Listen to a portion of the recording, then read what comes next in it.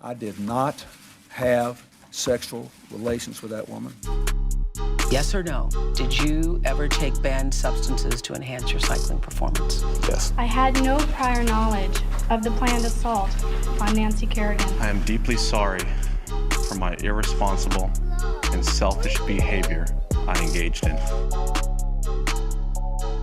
Hi, everyone. Oops Podcast here. I'm Francis. That's Julio. That's me. Hey, you pal. What's How up, are you? dude? How you doing? Good, man. Excited to talk to you.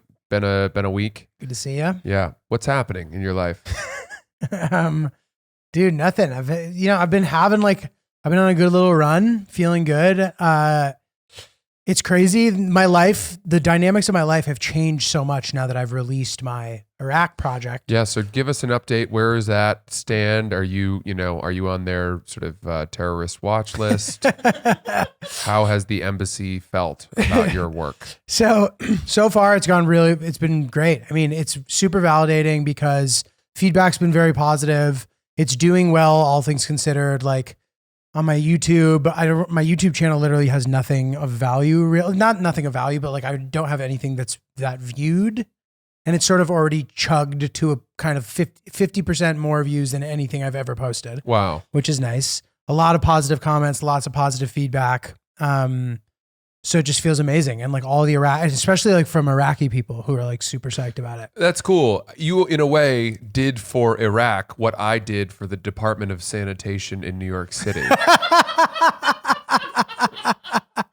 Which is to say, you made them look good at a time when most people have not done that. It's usually the other way. Gave them a nice, dude, that's really funny. A little PR boost. That's funny, man. Now, it's interesting. I want to bring this up, and we did sort of allude to it, I think, not long ago, but my old pal, Donnie from Barstool, has gone to Iraq himself, and he's a travel correspondent at Barstool. And it looks like he's doing some content, probably his typical sort of vlog travel series there. I can't help but wonder if he was either inspired or just if it was a coincidence that he went there on the heels of you doing your trip there. Yeah, I had thought about that too because somebody tagged me in his post, and I was wondering. But I think it's probably just a coincidence. Like a lot of like pure vloggers have gone in the past like year or so. So I'm sure it had been kind of on his radar.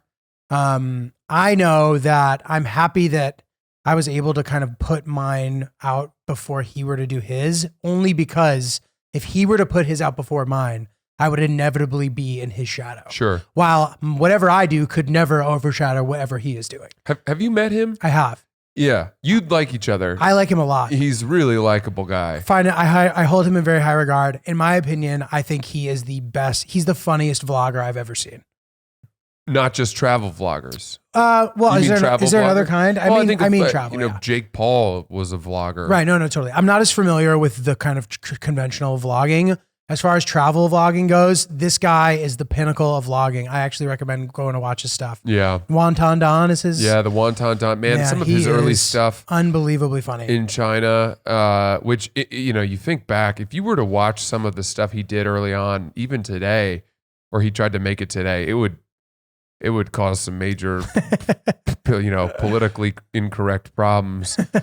Because he's so funny, dude. He's so funny. But speaking of you mentioned that your Iraq posts were posted on the Facebook website of Iraq or something. Some Iraq Facebook page picked it up and like put Arabic captions on it. Cool. Which you might be able to auto generate those. I don't know. And it's doing super well on that page, which is great. It would be nice if it was on my page, like if there was some way to kind of embed it. But whatever, I'm happy that it's getting out there. It's not like my stuff was monetized anyway. Yeah. So he had something similar happen to him early on where, he had done this amazing video where he crashed a Manny Pacquiao fight.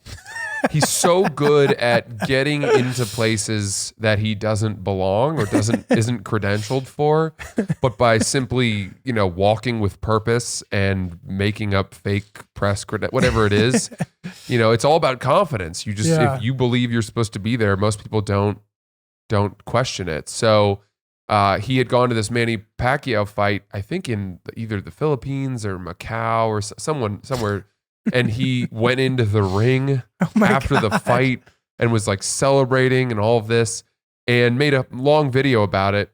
And of course, he put it up on his YouTube channel. And then this was back when World Star Hip Hop was a big website, and they ripped it, posted it on theirs, and it got, you know, did they even tag him? No. Oh I my don't think God, so. that's millions fucked up. and millions of views on their website. That was like when you were allowed to do that. Yeah. At least no, they credited me and they put the link to my YouTube video on it. Yeah. And I've gotten a ton of comments that are all really good. And it's funny to like see them be translated because a lot of Arabic doesn't really translate that well. No. So it's funny to see like what they're, I like get what they're saying, but it's like funny to see it in that capacity. Super cool. But dude, in regard to Donnie, he is like really comfortable in his own skin. He has like a really clear sort of like brand. There's like a lot of things that he does in every video that are like a solid through line. And I just think like he's very accessible to a person who isn't like a travel nerd. And I just think he's like the pinnacle. He, you know, if you spend a lot of time with him, I went to China with him and we made a bunch So of videos. sick. And the thing that you realize about him, which is such a unique personality trait, is that he doesn't feel embarrassment the way that other people do. He is almost immune to it. That's crazy. He doesn't feel guilt really or shame. And it's not like he's not ill-intentioned. He's not out to, you know, to sort of weaponize that, but he just isn't afraid to make himself look stupid or to look stupid in public, to make a scene, you know? And I think that is something that really lends itself well to YouTube and vlogging and stuff. So Dude, totally. Cool. But anyway, check that out if you guys haven't already. I know a lot of people have gotten around to checking it out, and I'm pretty psyched with how it came out. I think all things considered, it was a very small operation. I think it's pretty passable as kind of like high quality content. So definitely give it a watch. Yeah. And yeah. Really high quality, really awesome what you're doing. Where to next? Oh man, Any thoughts? That's such a good question. Yeah, inevitably some like conversations have started now off the kind of piggybacking off of this. When we'll see if that goes anywhere. Dude, I have my eyes sort of set on your honeymoon, bro.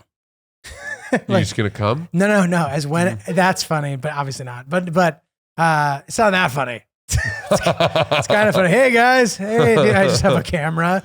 Oh my god, dude, imagine. I'm during that period of time would be a really nice time to kind of knock something out while you guys are also gone. Mm-hmm.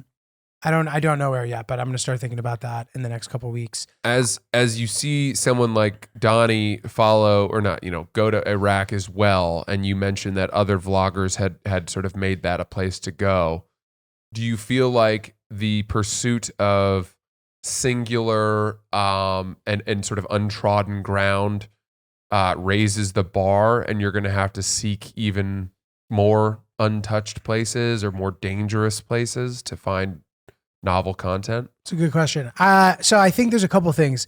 I think that there are sort of quote novel and sort of unusual, dangerous places that are kind of off the radar that like wouldn't necessarily make for good content, because they would, but if you don't have like a kind of deep cut travel audience and it's just sort of like a more of a mainstream audience, which is what I think that I have, that might not land the way that it would for me personally. It might not land with them. So in my opinion, it's like, what is a good angle, right? If there is one to be had, you might not even need one in my opinion, but let's say you do, balancing sort of like people's expectations about places in general and finding a place where you could do a good sort of like flip around of people's perceptions.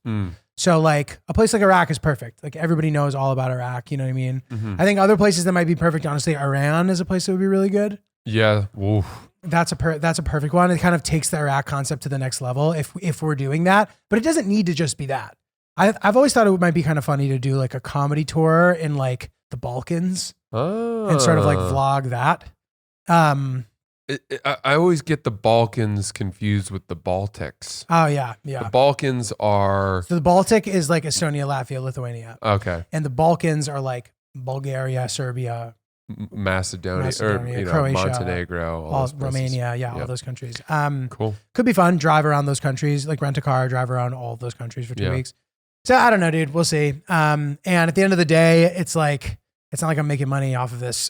So it sort of doesn't matter. And I don't really care, which is kind of nice too. I would like to someday, but if I never do, I'd rather make it the way I want to make it than make money off of something I don't like. You know, they, do you remember that there was a journalist who went to visit that cannibalistic tribe, I think in New Guinea or Papua or something like that? So there's a couple of these that have happened, And they ate them. okay. Were these the people who were getting sick? Did you hear about that? May have been. That might have been Africa. Okay, but tell your story. And he went, and the first time he went, they shot at him with arrows or something, but he went back, and the second time he went back, they ate him. The third time. They ate him? Ryan might need a fact They ate check the on guy. that. Oh my God. Yeah, that's pretty much what happened.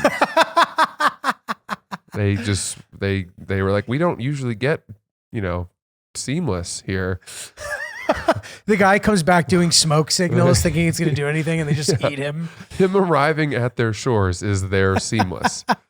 That's their caviar. Oh my God, dude, that's crazy. Michael Rockefeller, I don't. 1961, or is this more recent? I think it was more recent.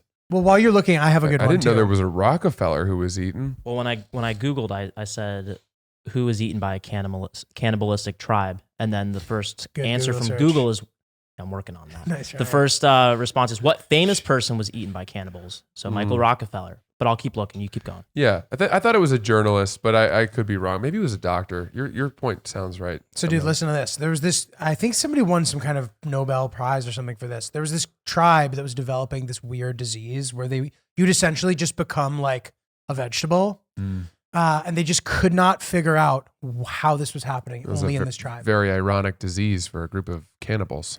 No, so they didn't know that they were cannibals. So they didn't know that Did they you were get my cannibals. joke? Right, the vegetable, yeah, Yeah. that's good. I like that. That was Okay. good. That was good. That was for me and me alone. No, dude, it was a good one. That was a good one. That was a good one, bro. Keep going. No, so they found out that these people were eating each other's brains, like they were eating the brains of the dead bodies, Oof. and that this disease they were getting could only be gotten from eating like dead human brain. Yikes. And whoever discovered that won some prize. Fucked up. Wow. It's Yeah, we crazy. need, that's a huge discovery. It's very, lots of applications in the medical community. That would have been a good documentary if it were sort of like Yeah. in the modern time. Ryan, have you found, no luck? Just Michael Rockefeller. Okay. That's all it's showing up. All right, fair enough. Well, Julio, yeah, I mean, you could do something like that. You could go seek out, I don't know, finding a way to connect with a group of people where there's no translator or there's no bridge to similarity. Agreed. It would be really Almost taking it back to like at Columbus when they would create, goodwill by trading beads and gunpowder, and you Right. could find a way to, maybe you bring some Pokemon cards or something. I don't, NFTs. Yeah. Hey some- guys, look, yeah. look. They'd be like, what the fuck is this? They'd be like, we And don't you'd have be like, internet. we don't even know. Honestly, I don't even know. We're not sure. You have to assume its value. The roadmap. Yeah. Dude, that's funny. Here Wait. you go. I bought you an acre in the metaverse. There you go. We can plant seeds in here? Well, Yeah. not exactly. Digital ones. So, dude, sometimes I start licking my chops about that a little. The idea of sort of having a team to like look into that kind of shit. You know what I mean? Like with all the things that go into planning something like this, there's certain things that you just can't do properly.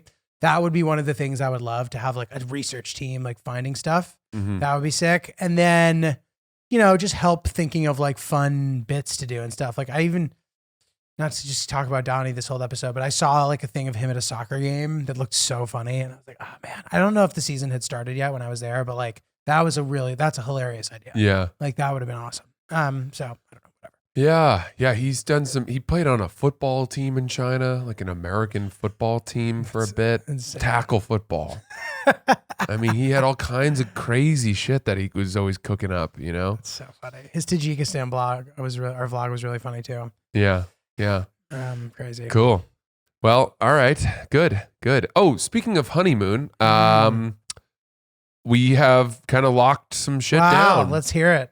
So it has been very difficult, very difficult, because we were going through a nice, wonderful travel agent lady who kind of organizes these trips and packages. And we thought because we were referred to her, she's friends with a mutual friend. So we thought, that'll help us get the inside deal. But turns out that there are really no inside deals. It's just extremely expensive all the way around. And because I had my heart set on hanging out with the gorillas, which I've been thinking about for years, that's been the really difficult expense that you just can't get down, because there are very expensive permits that you have to buy each time you go to chill with them. But those permits, the money from those permits is what is used to help the conservation effort for the gorillas. So you don't feel bad. It's not like it's just going into the pocket of some, enterprising tracker or whatever. So then I was looking at flights, and the flights were really, really bad. But I managed to get us some premium economy, not business class, but okay, So where are you going? We're going to fly the day after our wedding, the night after our wedding. We're going to fly from Boston through Paris to Nairobi, Kenya. And then we're going to spend a night in an airport hotel in Nairobi, Kenya. And then we're going to go out into the bush. Are you going to go South Africa or to Rwanda? No. We're going to stay in Kenya. Go into the Masai Mara and do. Wait, you said Nairobi. Okay. Nairobi is in Yeah, Kenya. Yeah. And we'll go to the Masai Mara and do check out the wildebeest migration. Cool. I guess that's supposed to be cool. And do, I think, 4 days of safari there. And then we'll go back to Nairobi and then across to Kigali, Rwanda. Very cool. And then we'll go out to chill with the gorillas for 3 cool. nights. Great plan. 3 days. And then fly home. Dude, so again, not that it matters, but if the gorillas, if you're looking at that price tag on the gorillas and you're like, oh man, I do know a workaround on that. That's not sketchy. What's your workaround? You can do the same thing in another neighboring country Uganda. for 25% of the price. Yes, but here's what we've been told about that. What? It's that the land in which the gorillas roam, I think it's in Uganda, is far vaster. So you can spend hours and hours hiking to try to find them. It's harder to find them. Yeah, and there are also days where you might not even find them at all. So while the permits are not anywhere near as expensive, when you do the one in Rwanda, it's like an hour into the foothills. They have eyes on them. They're telling you where they are. You go in, you get to hang out with them. You get your hour, and then you get out. You get it done. That's all you get is an hour. That's going to be the quickest hour of my life. Dude, yeah, it's such a I went to where you dispatch from to go do that. And they asked us if we wanted to do it. And I was paying for everybody. And it was literally 10 times more expensive. And it was just such a bummer to know that I could have said sure, and we would have been able to just go do it right there. And I never got to. So I will live vicariously through your experience. Well, I do think that there is a really good effort being made to protect and grow these gorilla groups. And now it's become a major tourist attraction for Rwanda, which is a pretty developed country, as you know. So with any luck, the numbers will grow and it won't be a diminishing species, because it got down to 200. Damn. The silverback gorillas. There was this woman who, once it got to that low of a number, she went in and lived among them to protect them for years and helped grow their numbers. And then she was murdered. What? And they never figured out who did it. Jesus. I think her name was Jane Goodall. Yeah, that's what I was going to say. Right? I didn't know that she got murdered. Jesus. Yeah, she was killed, and they never found her killers, but they always assumed it was poachers. Huh. Crazy. Yeah, it must have been, right? Yeah. Dude, They made a movie about it called Gorillas in the Mist. If you need a good Airbnb recommendation in Kigali, dude, I got you. That's where you've been, right? Yeah. That's stay cool. there. I stayed in an Airbnb there for like 9 nights or something. The religious one. Well, yeah, the religious guy is the dispatcher of the Airbnb, but it was really, really nice. Would he be all right with me and us being there on our honeymoon? Yeah, of course. And sleeping in the same bed? Yeah, yeah. I thought You're the whole married. bit. Oh, right. The whole bit. So this is what happened with that. We brought girls back to the house, and they were like Ooh. local girls. Mhm. And he was like, for your safety, he's like, I don't think that's a good idea. But we were like, I bet he just doesn't like that we're not married to these girls and we're bringing them back because he says how Christian he is. Ah, I see. That was the I whole see. bit. But I know you're like, this isn't sounding that appealing. No. Dude, it's like a really fucking sick. But the best hotel there is the Radisson in Kigali. It's Okay. like 5-star. It's super sick. I don't know what you guys are Well, saying. Kigali, oh no, I'm thinking of Ivory. Never mind. I'm not thinking of that. What do you got, Ryan? Jane Goodall? Her name was Diane Fossey. I was way off. So Jane Goodall was a gorilla lady too, though, right? Well, tell us about Diana Fossey Yeah. before we get into that. Fossey devoted her life to saving these gentle primates from extinction, and her conservation efforts have been credited with helping gradually increase the population of mountain gorillas. In December 1985, a few weeks before her 54th birthday, she was murdered. Jesus. Wow. Jesus. Tough turn of events. Tough. Yeah. But dude, that's exciting. Diane So it's Fossey. like pretty much planned. And done. Yeah, I got dude, I was going back and forth. I was strung out as I often am. I haven't been sleeping. Same problem, waking up at 4 a.m. every goddamn night. Are you strung out from the travel planning process? And just the general. expense of everything, how are we going to come up with the money for this? Like where, Mm-hmm. what are we doing? And I think that what I needed to do was lock in flights because Sierra was like, look, this is too expensive. Let's just change our mind. Let's go to Hawaii for a week, Right. and we can spend a fifth of the price and live like kings for Mhm. 10 days. And also, we're going to be exhausted after our wedding and, we'll be able to really recuperate from it and sort of celebrate our next chapter. And it all sounded great, but I think once I found these flights, I was able to use points. Sick. And Sick. I got round trip premium economy. So there's footrests and decent recline. Nice. And it's just two of us in a row. Nice. And I got those with very short connections, by the way. Great. Good timing, all that. Amazing. I only ended up paying $1,500 total after using my points. Oh man. Oh wait. I used 371,000 Amex points, and then I paid $1,500 on top. Oh, that's a lot. But It was, yeah. but you have like business class essentially. Well, solid, yeah. I mean, dude, the flights were like $5,200 for both of them. Total. Round trip. That's a lot. Yeah. Yeah, That's it's crazy. That's crazy. But we're flying Boston to Kenya, Yeah. and then Kenya to New York Mm-hmm. on Delta. Solid, So dude. Yeah. Well done. we'll see. That's gonna be fun. Jane is still alive. Who's Jane? Jane Goodall. Jane Goodall? Oh, Jane Goodall. Yeah. And what's her deal? Jane Goodall is still alive. She is a She's still alive. English primatologist. Does she live with them or just Studies knows them? from afar. She studies them. Okay. Jane G. I'm gonna study them. You sure are. They're gonna tell me it's time to go, and I'm gonna say, She's most known for her long-term study of wild chimpanzees in Tanzania. Tanzania. Tanzania. Mm-hmm. Yeah. Cool. Dude, that I can't wait till they're like, all right, do the thing where you're deferential to the silverback, and Francis is just like Instagram storying it, and the fucking gorilla rips the phone out of his hand. Yeah. That'd be problematic. I need that content though, dude. I'm gonna have some content, that's for sure. Apparently they do the silverback will do some false charges. Oh god. He'll run at you, beating his chest. It's super scary. And then they like ward him off. They can tear you to shreds. Oh yeah. Dude, imagine how much that thing can bench.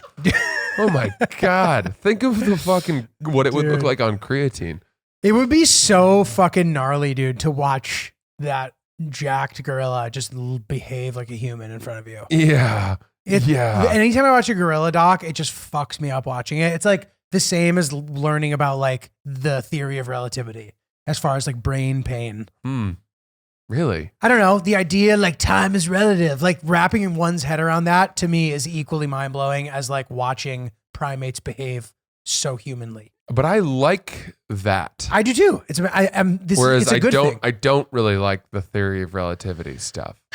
I don't like quantum physics. It just what do you mean you don't like it? It's just stupid. Come What? on. What if it's all wrong? But it's not. That's the what whole if it's point. just all bullshit? But isn't the whole point of it that it's mathematically proven? Therefore, I mean, I feel like you can apply math to anything, and you know, wormholes, and you know, listen, Julio, if you picked up your hat right now and you frisbeed it out into the living room and it disappeared in the middle of the air and then came from behind us and landed on your head, having traveled 100 years ahead and was wearing a pin that said, you know, I don't know, the president of 2096. right. Then I would say, wow. Yeah, but bro, that can't happen. Is the point. Well, not according to your documentaries. What? No, dude, the theory of relativity does not say I can throw my hat into a wormhole. Like it whatever it says is what it says. It's like, you know, What does it say? Nobody knows. time is relative. Okay. Well, what does that mean? I know. So that's the whole thing. Like thinking about what that means is a painful experience, but it's interesting. Like time can be experienced in different ways depending on certain factors. Ugh. How quickly you're moving, like all this shit. Like watching what was the Matthew McConaughey movie? Interstellar. Watching Interstellar is like painful because it's like, oh, like this is obviously not real, but these principles are, and that's crazy. Yeah, but see, that's where I do have issue, right? Interstellar to me, for all we know, is a complete and utter work of fiction. No, dude, like the gravity stuff is, but the other stuff is not. The other stuff is real, bro. You're talking about wormholes and No, not even wormholes. alternate realities. No, and not at all. None of that stuff. If you're in a different realm. No, the idea, okay, when he goes onto that planet, obviously this is impossible because we can't like travel that far yet, right? But in theory, that is real. The idea that you can go onto a planet that's spinning in orbit so quickly that when you get off of the planet, 10 seconds have gone by, but for the people that were still waiting on the ship, 100 years have gone by. Nonsense. It's real, bro. I think that's nonsense. It's not nonsense. It's mathematically proven. yeah? That's Who proved that? Matthew McConaughey? Albert Einstein, dude. That's the whole theory of relativity. E equals MC squared. That's what it means. Well, It literally means that that's real. energy equals mass times the speed of light squared, right? Isn't that E equals MC squared? I guess, And yeah. and again, this is just Dude, it's you know, I have no idea. There is a part of me that wonders if guys like Stephen Hawking, you know, buried themselves in these theories and then put them out there, almost as a way of kind of patting themselves on the back. dude, Like we're operating. you're in- disagreeing with the most profound mathematical discovery of the history of humanity. You just disagree with it. It's an equation, dude. It's a proven fact. Yeah. You just don't agree. No. It's not that I don't agree. I just don't really understand its applications about, you know, like one thing I do really like. I like black holes. I think black holes are great. But black holes, there's like less like knowledge about. Yes, Agreed but that they're great. I understand the concept that, you know, it's a collapsed star that has so much gravity that it just consumes basically anything that comes within, you know, whatever miles of it. I don't know, but you get whatever. Again, like I don't know enough to really even try to summarize these things, but that sort of makes sense to me. This concept of, you know, certainly let's call it time travel. Like, is time travel No. worked into? They say that you can't because it's impossible for you to like physically travel through time. You can't like be one place and then go to another one. Like that, like the idea that I can be here and then I can teleport. Like you can't do that. Okay, so then are wormholes a thing? I don't know. I don't know what the deal with wormholes are or how they apply to this. But like I'm just saying I don't know. Okay, But like for example, watching a star moving through the sky is like proof of like that happened, you know, however billion years ago or something, and you're seeing it now, type of thing. but what if they're just wrong? Like, what? Because they've never been out to that star. You know, and listen, dude, there were mathematical theories that proved that the Earth was flat. They have ion colliders. They have things. They have simulations that do the same thing that the universe does. There's 2 of them in the world. One of them is on Long Island, and I've actually been to it because I shot a sexual harassment commercial at the fucking at the lab, dude. And they were like, "All right, bye," and I just like didn't listen and drove around the grounds and saw the ion collider. There's only 2. There's one in Switzerland and there's one here on Long Island. The Brookhaven. We should probably cut that part. I mean, it's wait, obvious. why? I get it. Okay. That you did a sexual harassment commercial? No, that I just drove around the grounds. You can. I'm sure for it's the fine. sake of comedy, he's lying. Okay. I can't take credit for that. That's a Jim Jeffries line. But dude, they move particles at the speed of light so that they can experiment and like test these theories out that are proven. So like, all right, but here's my question, right? And again, I'm playing devil's advocate a little bit here, but there's no devil's advocate to be played, dude. It's literally, and I get that you're saying conceptually, what if somehow they just like made us think something's true that isn't? But I think the whole point of it is that it is proven as fact. But okay, but here's my thought, right? What if 100 years from now, the science has developed, we have better technology, we can travel farther into space, our telescopes are far more powerful, we can see these things better, and they look back on what we thought we knew now, and they think, we weren't even close. That was very rudimentary science. But rudimentary doesn't necessarily discount what is already true. And, again, maybe I just don't have enough expertise. However, it seems to me that no matter what happens, this will remain to be the truth. While we may learn more, and this may be rudimentary and simple compared to what we're going to know in 100 years, this just is what it is. I don't think that truths are that resolute. Yeah, but maybe, but like mathematical ones aren't they? Just like true? Well, but then people continue to create math proofs and expand math in the same way that we expand medicine and science. Totally, but it doesn't change the length of an inch. You know what I mean? Like, but that's a human construct. I understand, but math then is too, right? This is back to our old discussion. Regardless, fine. But like, whatever you want to call it, human construct or not, like this is just like how long I'm holding a peace sign up right now. The distance between this is just an absolute thing, right? Yeah. I'm fine with that. I think it's a leap from something that simple to these, look. But the speed with which you travel between the two of them changes the concept of time. Okay. All right. So which is also, let me ask you this. Is there a possibility in your mind that we saw phenomena that we could not explain, and so we worked math in around those concepts, that we fit the math to it, we fit the science to it? I don't know, man. I don't think so. Like, not do you with see that. what I'm saying though? I do. And like the idea, you're like, oh wow, like we can't explain this. We should think of a theory for it. Yeah. Which is, but that is just proving it. That is literally what it is. That isn't that called figuring it out?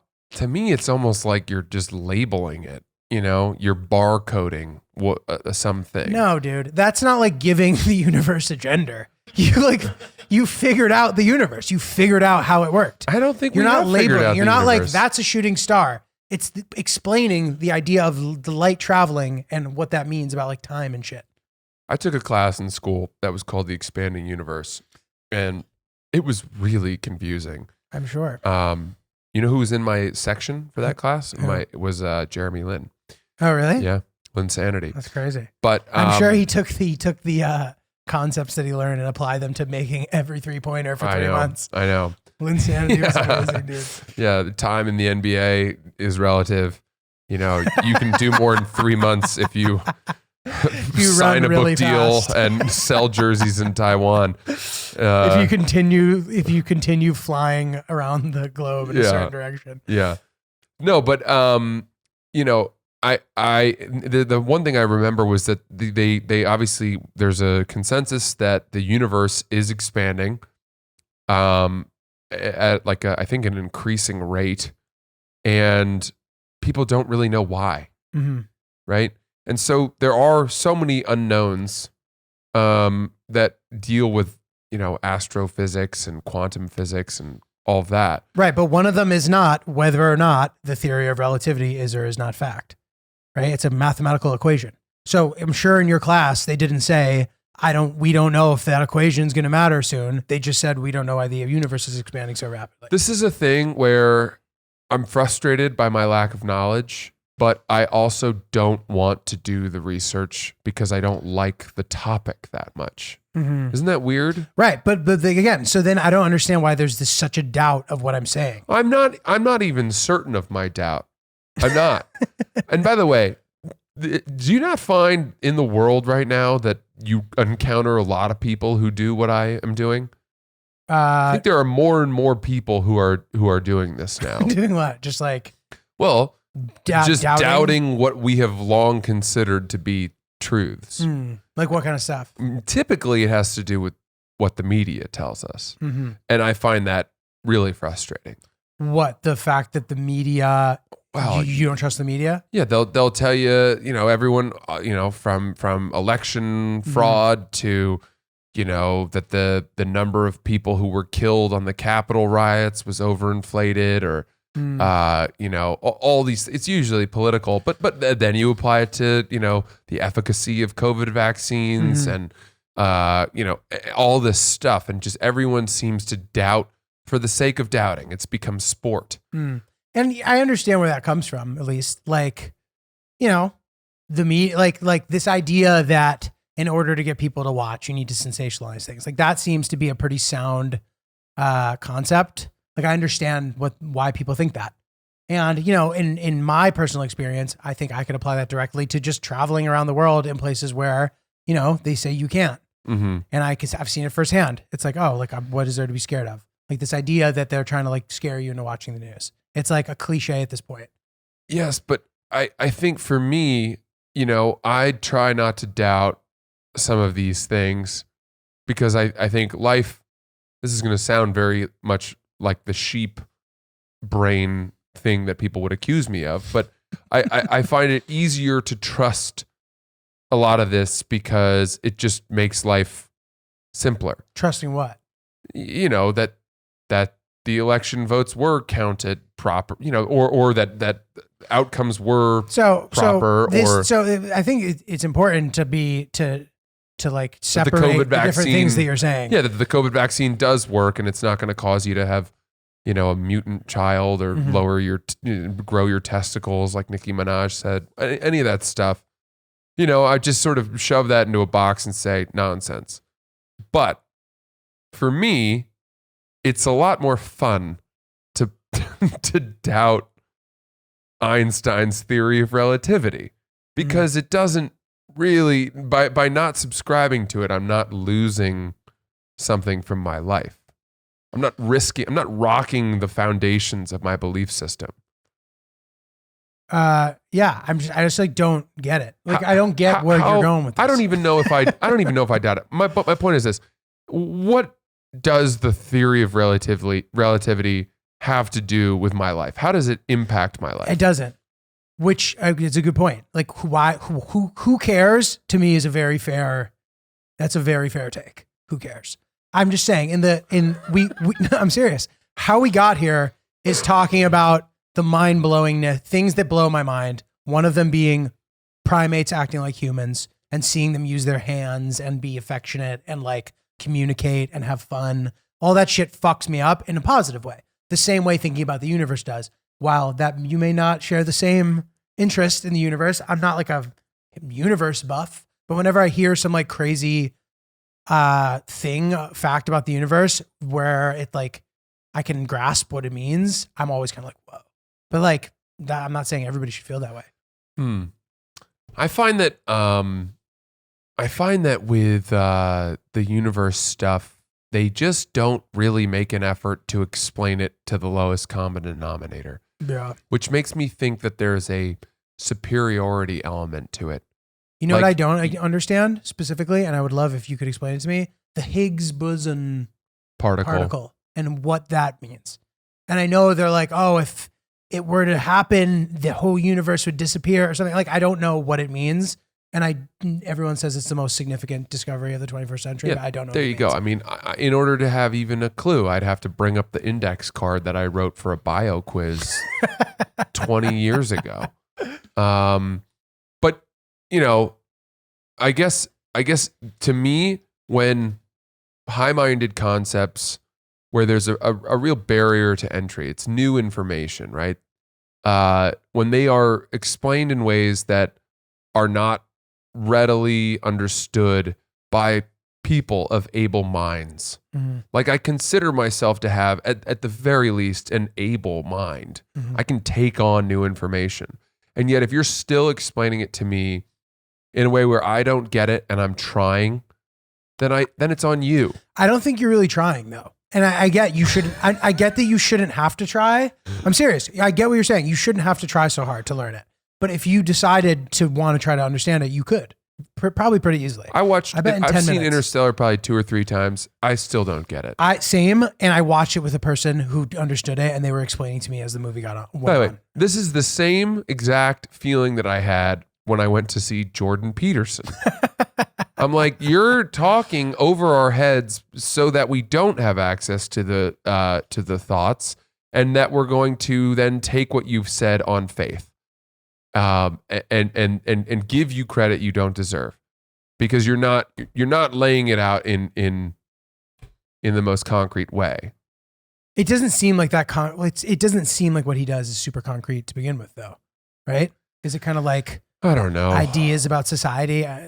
I don't know.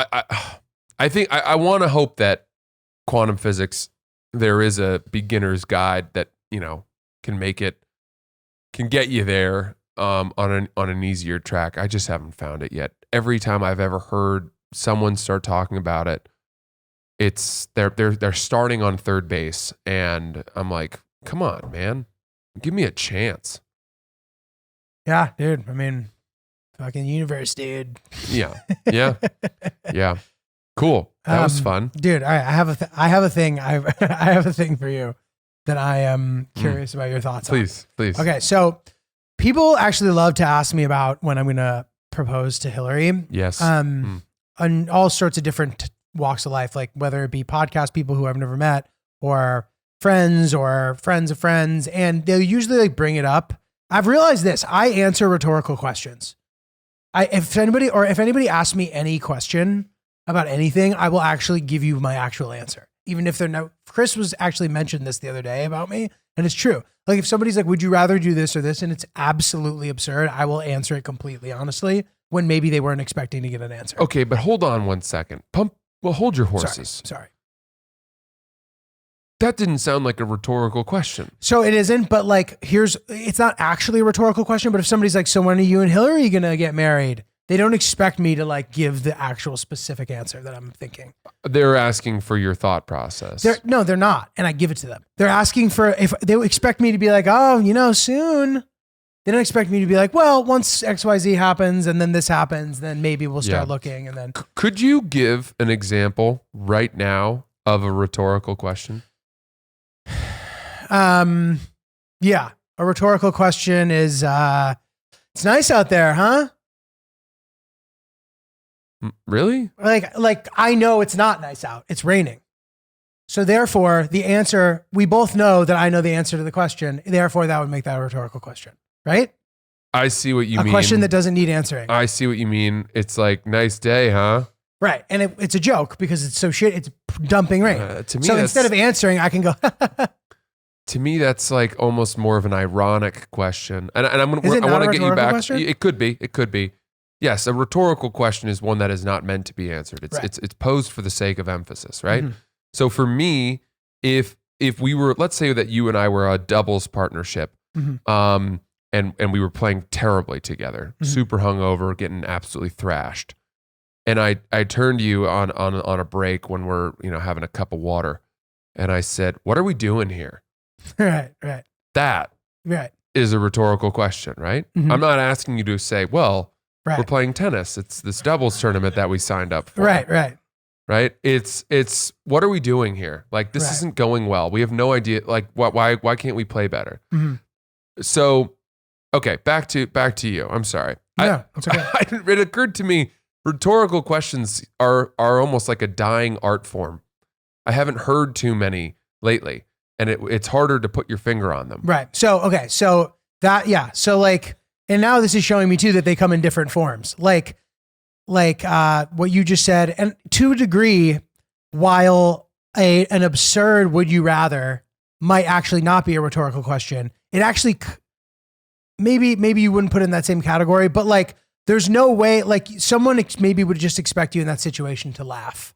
If it's about doing some crude sexual act to a person that would make it the absolute most awkward. And for you to like thoroughly think through the amount of money it would cost or whether or not there is even an amount of money because of whatever, you know what I mean? Mm-hmm. Doesn't matter. I will answer questions like that. And in the situation of the marriage question, while maybe that is not actually a rhetorical question, I give a more detailed answer than I need to. I see. That I'm tasked with. Got it. And it made me think of something. So let's say that that's not going to happen for a bit. Do you think it would be crazy to do like a preemptive ring shopping session with your the person who you anticipate is going to be your partner, enough in advance that it will in no way step on the process or the surprise because you've done it so far in advance that now you just know everything you need to know about what she actually wants, so you don't have to worry about it. And then in 3 years or whatever, she won't see it coming. Or is that too weird? Is that not a fun exercise? Well, I think it is fun in the sense that you would all of a sudden she would be excited from that day forward with no idea of when it was coming. You know? It's almost like, you know, putting fear into somebody. Like, watch your back. I'll know where you are. Okay. But what if there's like things on the horizon that makes it impossible? Like there's 0% chance that it could happen in the next, say, 14 months. But how does she know that? She doesn't. She does knows know you. that. She does know that. You're a. She knows that. Full of surprises. True, but she knows that. Does she? Yeah. What if she thinks that by talking about it on the podcast that you're just trying to? It's all one big scent throwing, ruse. You know, she was on the scent, and now she's not. It's a fair point. But dude, I'm telling you, she lost her sense of smell. She's got COVID.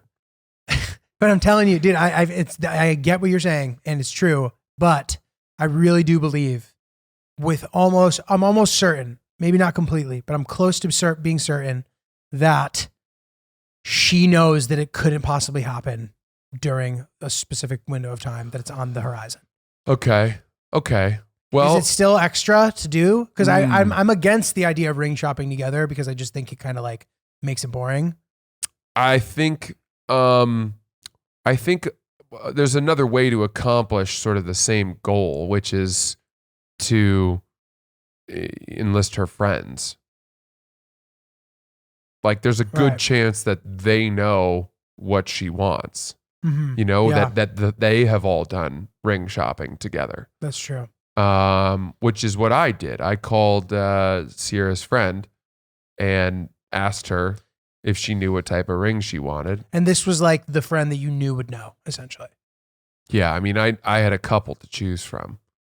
And was there any kind of thought in your mind about who would be the most likely to keep it a secret? Yeah. Mm-hmm. And by the way, it was very close. There were 3 that I could have asked that I would have trusted to keep it a secret. There was one that I felt like, I don't know. Honestly, she's got 3 very close friends, all of whom I would have been very happy to ask, and who I would have thought would know. Mm-hmm. And if like this first one hadn't picked up, I would have called the next one, and then the next one. Okay.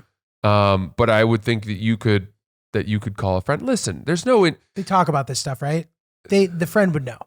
The friend would know, and I think that hopefully, if you were to call a friend, she would, know that it was more fun for everybody if she kept it a secret. Right. She'd be on your side about it. I mean, I definitely know. I know some friends already who I know wouldn't say shit. The thing that worries me is that if for some reason, I'm just picturing you like wearing a hood and a gun and like showing up at their door of their little apartment and then being like, all right, if you tell a fucking soul, what type of diamond does Hillary Hyman want? This is not Julia. that's great. Yeah. That's all right. great. What do you got? Sorry. No, literally, like just Rob Pattinson in the shadows Yeah, with a fucking hood over my head. Well, I just know that she, like, there's no way that if I didn't get the exact right thing, she'd be like, oh, I didn't know I liked this, but I do. Like, if I got it wrong, I would just be wrong. And I would have to get a new one. You need to get the one she wants, man. I battled with that for a long time. It just, you know, that's the way things are now. Mm-hmm. For so long, it wasn't that way. We missed that. We missed that era where, you know, you'd come home from World War II and you'd buy a diamond in the gift shop at the airport and propose to your wife whom you hadn't seen in 5 years while you were engaging in trench warfare in Belgium. You're just so happy you're alive. Yeah, and boom, there you go. Can't believe it. Wow. Now we can get pregnant instantly. You know, it's just not like Simpler that. time. Yeah, it was a simpler time It's a simpler time. where there was joy to be receiving anything at all. I think there are far more factors now, and you know, there's definitely probably. I don't want to spook you on this shit. No, I'm not spooked. But there's probably sincerely even a curious. calculus now on from a lot of women about like what they know their guy's financial situation and his income, and they will either be disappointed or pleased based on whether they think that he spent the appropriate amount of his Right. income on the ring. Yeah. And this is where we've even got these bullshit equations now. 3 months of his annual salary is, you know, who fucking came up with that? So the reason why that like doesn't apply to us, dude, because like the way, I mean, I can't speak for you, but like the No, way, I agree. It doesn't apply. the way that my earning structure works, it's just like not applicable. Like, I don't know.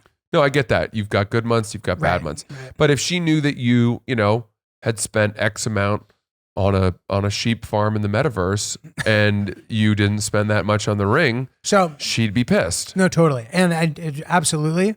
And I've actually, I think that this has come up at some point. Like she was sort of like saying, she was kind of feeling me out.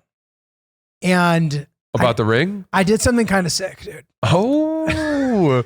Now, She- are you sure you want to tell me all this? Because Yeah, there's I a do. chance that she listens to this, No, right? she will. It's fine. Okay. So she was sort of like saying things that indicated that maybe she was like thinking about what concessions she might need to make for her ring.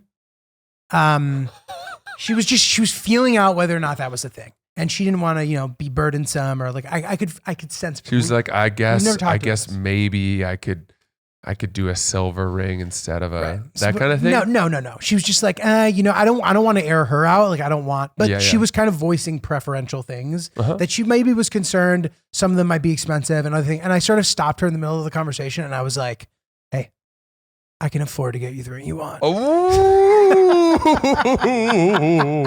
yeah. And the conversation ended. And Damn. dude, it's true. Like I'm willing. I feel like a lot of the time it's not even about being able to afford. Now, don't get me wrong. I'm not going to, you know, I can't get her like some insanely expensive one. But as far as like rings cost from people that I've known who've bought them and the whole kind of spectrum of that, the thing that I've seen in a lot of my friends is more about sort of like the willingness to do it. Yes. The willingness to spend that much of your money on something like that. Yeah.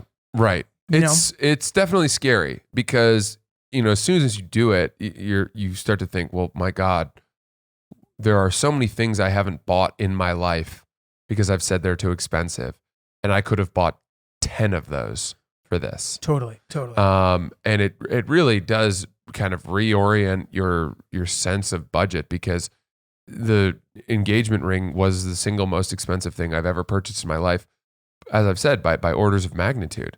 I mean, up Yeah. until that point, the most expensive thing I'd ever bought was my piano, which was, I think, $4,500 or something. It was a used upright Yamaha piano, which Beautiful, I have, by the way.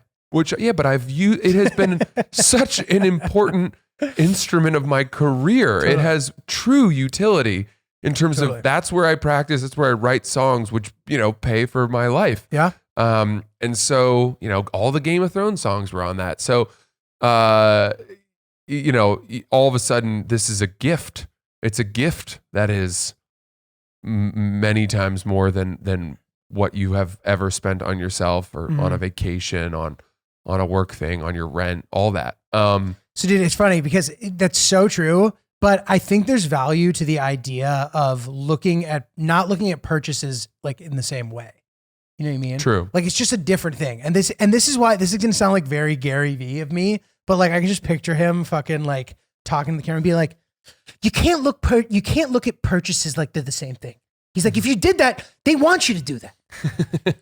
The V Friends drop April 26th. Get it now, white paper, whatever. But dude, like that sounds like a really good Gary V. I have never seen him speak. I don't Ever. think it was a good Gary V, to be honest. I mean, what is his deal? Who is he? What's his story? I don't even actually know. I think he's like a self-help kind of guy, like who also does financial stuff and now has become a big NFT guy.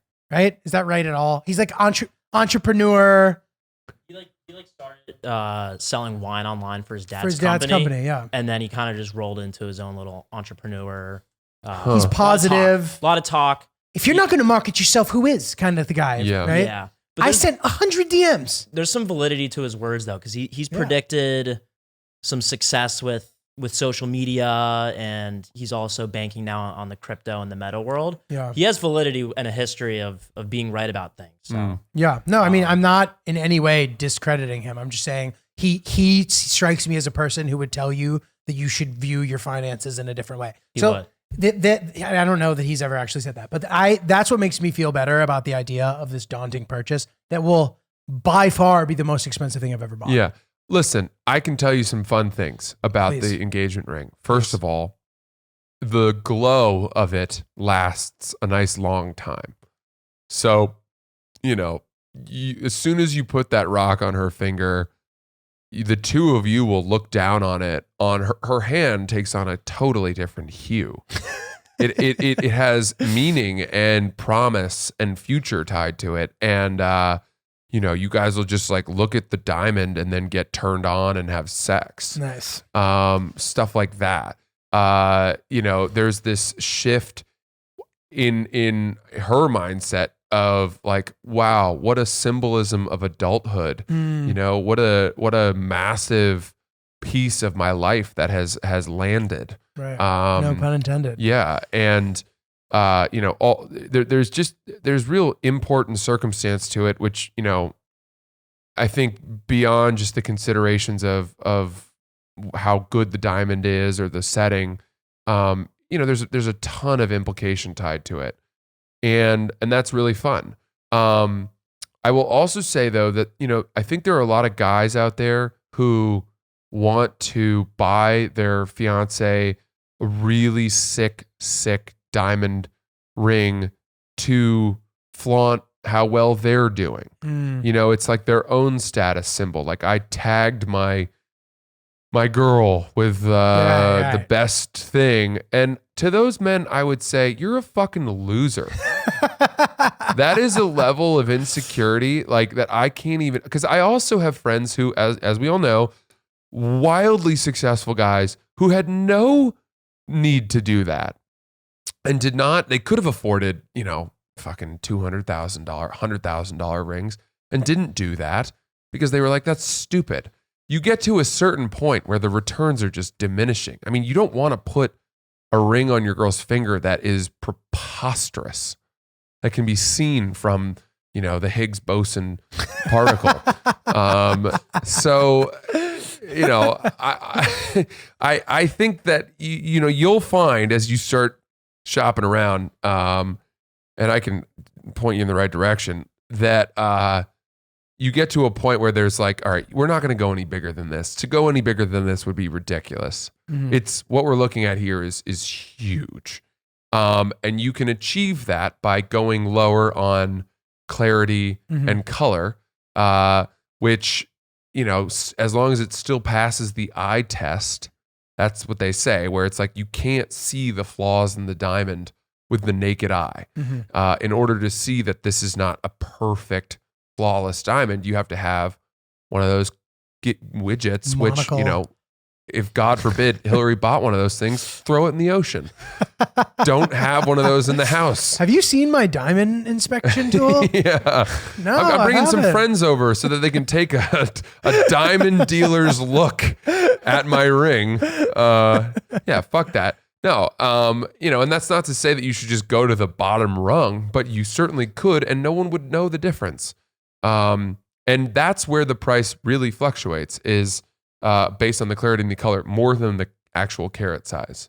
So let me ask you this. Since we're in an era where everybody is like seeking out some kind of like personal relationship to try to get some wholesale price on a diamond, do you think that angle is an illusion? And it's the same as your uncle saying, oh, I got the guy to knock it down $200. Yeah. I mean, I think short of being related to an actual diamond dealer, you know, you're probably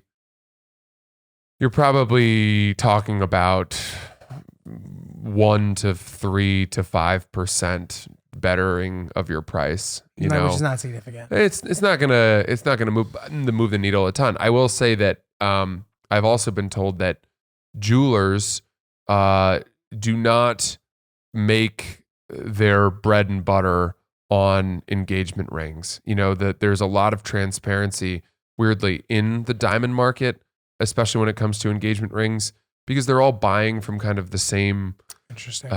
you know, whatever they're De called. Beers or whatever. Yeah, well, they're like, you know, like what are they called? The auctions. Like they're buying Got from it. the same places. Got it. And the prices don't, you know, there's a certification sheet for each diamond, which gives you the actual specs, the clarity, the color, the cut, all of that stuff. And, you know, you just can't really waver too much from that. If you were to go to Cartier or Tiffany's, you're going to get your face ripped Those off are going to be the most expensive. because those are just attached to brands that, you know, maybe put the tiniest little stamp, or the fact that it comes in that the band. robin's egg blue box Right. all of a sudden jacks the price a Robin's preposterous egg blue. number. Yeah. That's a very nice description. So you go to someone, you know, and I got someone. You got a guy? I got a couple. Dude, yeah, I'm trying to think in my head. I'm like, what like jewelry people do I know? Because I need to like start cultivating an organic friendship now, so that when the time comes, it Yeah. won't seem calculated. Yeah. No. Yeah. Listen, you're going to be able to make this happen in a way where you're not strung out. You'll find that you have better options than you think.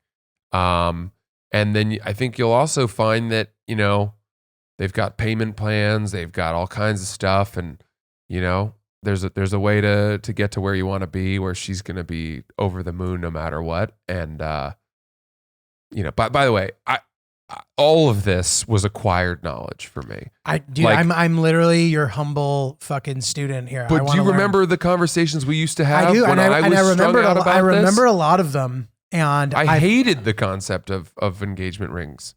No, I know, but I'm just saying, you as a person who successfully completed the mission, and you know the the recipient was pleased. I mean, it was a moon landing, dude. You put your flag down, you did it. I'm just curious because I know you know how to do it. Yeah. It's above my pay grade still at the moment, but I'm trying to slowly learn about it so that when it happens, it's not too much of a learning curve, you know? Gotcha. You're on deep background right now. I'm trying to make it happen. Love someday. that. Wow. Someday. Well, to your original question, I think it could be fun for the two of you to wander. Just wander But it in. might be Should we- overkill. Ooh, should we poke our heads in to this store? So I brought it up to her. I asked her, and she kind of was like, what? And she's like, I don't know. Like, isn't that weird? And I was like, I don't know. Is it? And then it just got a little weird. But dude, yeah, I don't know. I think you're right. I think all I would need is a friend there. Mhm, mhm. And I almost think that because you asked her that, she's now going to start circling the horses. Is that the term? What does that mean? Like picking? So should I ask No, her I what think friend? she's gonna probably now tell a friend. Julio asked me this. This may be Oh. closer than I thought. So I'm going to start. Why don't we girls go look at some diamond rings? And then in case he asks one of you, That's fun. this is what I want. It could be fun to do a draft where we have remember Guess Who, where you just start knocking people down. Yeah. We have the friends, and we start sort of like, oh, she has a big mouth. She's not going to know. She's got, and we narrow it down to the final 3, and those are the people to choose from. These are all things that can be done now, and then we never have to speak about it again. So then when it does in fact come up, it's a complete shock and surprise, and it's fun for everyone. It's interesting your reasoning for this. What do you mean? Well, it's like I want to do it so early that I can distance myself from the actual act. Yeah. It's a gift giving trip. It's in general. Yeah. That was not my tactic. What do you mean? I mean, another tactic is to convince her just fundamentally that you're not ready. It's farther up down the road than you'd think. You're not even thinking about it. That's fun. I think that as the day comes closer, I may start doing some of that. I've but you got to be careful with that because you don't want to. It might be a tell. You don't. Well, no, you don't want to risk her thinking that you're not serious, and then she breaks up with you because you've been like, "Nah, I'm not ready to get married." And meanwhile, you have the ring already. That happened in Friends, by the way. That's funny. Do you remember Monica? I don't. But Chandler wanted to really throw her off the scent, and so he downplayed it and was like, "I don't even like marriage. I don't even want to get married." And she got so stressed because, she's a very neurotic person herself. So that's how she sort of went back to Richard, who out of nowhere was like going to come back into her life and propose. Do you remember in Friends? Are you a Friends guy? Oh, yeah. I never really watched. I'm obviously familiar with it because it's the biggest show of all time, but I don't know that many episodes. Chris, Ryan, are you guys Friends guys? Is that just something that didn't hit your generation? Hill Dog loves it.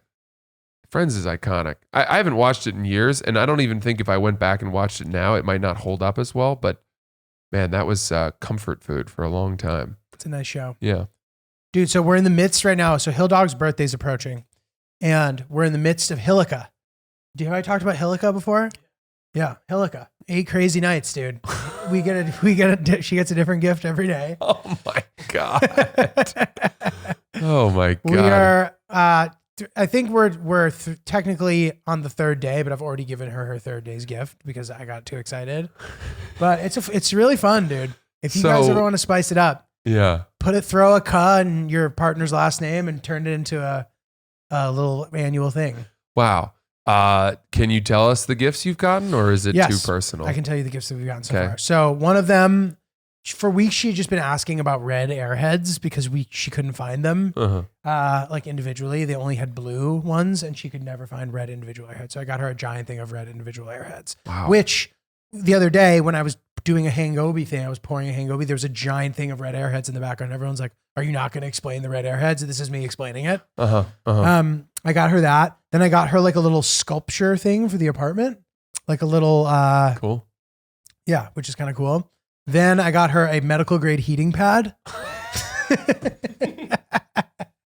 Because, dude, the amount of times I'll reach over in the middle of the night in bed and put my arm around her and just feel a fucking stealth heating pad on her that I didn't know was there to begin with. Wow. It's become like one of our jokes. I'm like, Is that for her back pain, or is it to keep her warm? It's for like all of the above. It's like, I don't think back pain necessarily, but any ailment whatsoever. It's almost like an Italian grandmother saying, "Oh, drink of this for everything." Or like the cough medicine thing. What was that, Greek wedding? It's like she's like, "Oh, the heating pad for everything," type of thing. Wow. The idea of adding heat to the bed is so horrible to me that I just can't even fathom that. I agree, dude. I need it cold. She ostracizes me for not being under the covers. She's like, "Why are you not under the covers?" I was like, "We just don't do that. We don't need that like you guys." Yeah. Yeah. Women love the women. comments. I think women all across the board have some version of the plague, which they've never shaken. Dude, I love it. I love it. Always love an episode where we only cover a couple topics. Usually Yeah. we do a deep dive. Well, it's cool to hear you talking about the engagement stuff. Boy, oh boy, I didn't see that coming today. I mean, it ain't coming anytime soon, but Yeah. sooner than later, perhaps. So Ooh, okay. that's that. I'm trying to think. Yeah, watch my Iraq video, please. I'd really appreciate it. Yeah. I have some road dates coming up. Schedule will slowly but surely get filled, and I will be coming to a city near you. Francis, what do you got coming up? I've got Laugh Boston, big weekend, May 19th to the 21st. Get those tickets at francisellis.com. Appreciate you all so much.